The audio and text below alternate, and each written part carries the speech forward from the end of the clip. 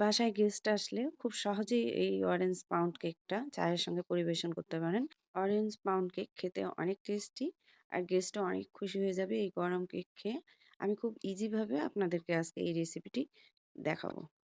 আসসালামু আলাইকুম, welcome back to my channel Rangana world. Orange pound cake তৈরি করতে আমার যা লাগছে, আমি এখানে ১ কাপ ময়দা নিয়ে নিয়েছি,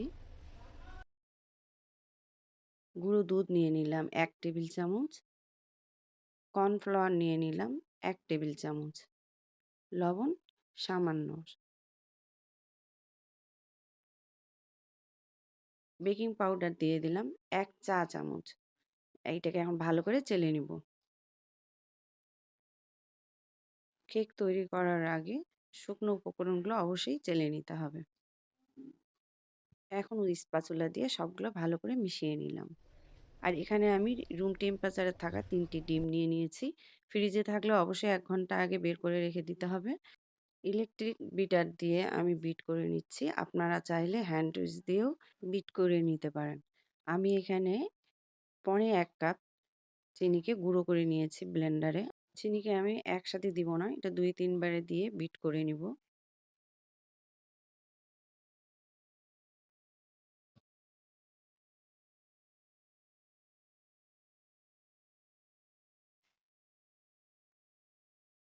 মিডিয়াম স্পিডে আমি বিট করে নিচ্ছি। আর এটা যেহেতু অরেঞ্জ, আমি একটা মালটার উপরের স্কিনটাকে গ্রেট করে নিয়েছি। ওটা দিয়ে দিলাম ১ চামচ। অরেঞ্জ ফ্লেভারের জন্য দিয়ে দিব ইমালশন। ইমালশনটা একটু স্ট্রং হয়। এটা বেশি দেয়া যাবে না। এটা ১/২ চামচ দিয়ে দিলাম। কালারের জন্য দিয়ে দিব ফুড কালার ২-৩ ফোঁটা।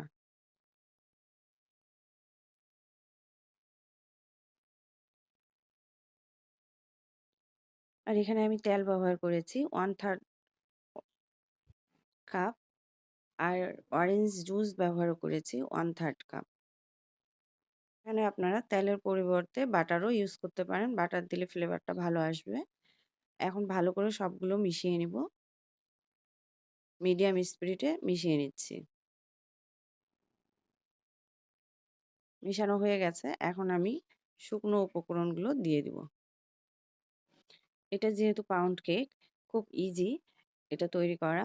স্পঞ্জ কেকের মতো নয়। এটা আমি একটু বিটারের কাঁটা দিয়ে ঘুরিয়ে নিয়ে ১ মিনিটের মতো বিট করে নিব। বিট করা হয়ে গেছে। শুকনো উপকরণ যেন না থাকে সেটাকে লক্ষ্য করতে হবে। এখন আমি একটা স্প্যাচুলা দিয়ে আপনাকে দেখিয়ে দিচ্ছি এর থিকনেসটা কেমন হয়েছে। স্বাদ বাড়ানোর জন্য আমি কিছু শুকনো ফ্রুটস ব্যবহার করব। এখানে আমি কিশমিশ নিয়েছি আর মোরব্বা নিয়েছি। এগুলোকে কুচি করে কেটে দিয়ে এখন ভালো করে মিশিয়ে নিচ্ছি। আপনারা আরো অন্য কিছু দিতে পারেন, বাদাম দিতে পারেন। এখন আমি এটাকে ঢেলে দিচ্ছি। আর আমার মোল্ডটা নিয়েছি আমি ৭ ইঞ্চি। আর নিচে একটা বেকিং পেপার দিয়ে দিয়েছি। আর কিছু ফ্রুটস আমি এখানে শুকনা আটা দিয়ে দিলাম, যাতে তলিয়ে না যায়, উপরে ভেসে থাকার জন্য। একটা কাঠি দিয়ে ভালো করে মিশিয়ে নিলাম, যত সমান ভাঁজে থাকে। একটু ট্যাপ করে নিলাম, তারপরে ওই ফ্রুটস গুলো দিয়ে দিচ্ছি। আর বেকারির মতো মাঝখানে যেন ফেটে যায়, এজন্য আমি পানি নিয়ে নিলাম। আর একটা চামচের দিয়ে আমি এভাবে একটা সোজা টান দিয়ে দিচ্ছি, দেখতেই পাচ্ছেন। এভাবে দিলে ঠিক বেকারির মতো মাঝখানটা ফেটে যাবে। আর দেখতেও ভালো লাগবে।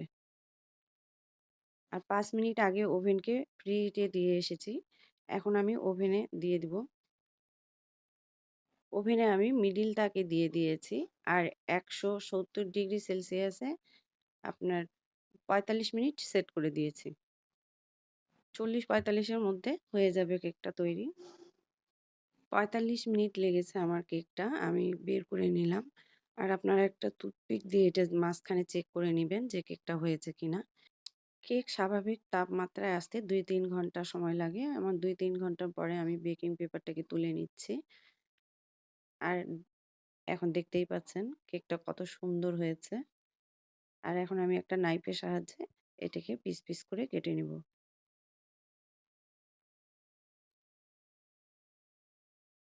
আর এই অরেঞ্জ পাউন্ড কেকটা কিন্তু খেতে অনেক টেস্ট। আপনারা করে দেখবেন। আশা করছি আপনাদের কাছে ভালো লাগবে। যদি আমার ভিডিওটি ভালো লেগে থাকে লাইক, কমেন্টস করবেন। ইউটিউব চ্যানেল থেকে দেখলে আমার চ্যানেলটিকে সাবস্ক্রাইব করে নিবেন প্লিজ। আর আজকে এখানেই শেষ করলাম। সবাই ভালো থাকবেন। আমার জন্য দোয়া করবেন। আল্লাহ হাফেজ।